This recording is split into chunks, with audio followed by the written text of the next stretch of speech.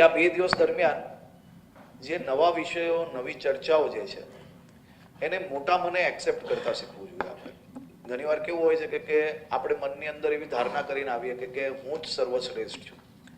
તો જ્યારે એ ધારણા કરીને તમે જો બેસશો અહીંયા તો 2 દિવસની અંદર કોઈ બી વસ્તુ તમે એક્સેપ્ટ નહીં કરી શકશો. મારી આપને વિનંતી છે કે બધા જ બેસ્ટ ઓફિસર્સ છે, પરંતુ તમામ લોકો એક જેવી પરિસ્થિતિઓનો સામનો નથી કરી શક્યા. તમામ લોકોને એક જેવી ચેલેન્જીસ નથી આવી, પરંતુ ભવિષ્યની અંદર તમને બી એ ચેલેન્જીસ આવી શકે છે. એ સમજીને આપણે બધા જ લોકો એકબીજાના પ્રેઝન્ટેશનને આવકારીએ. આવકારવાનું માત્ર તાલીઓ વગાડવાથી આવકારવાનું કામ નથી થતું.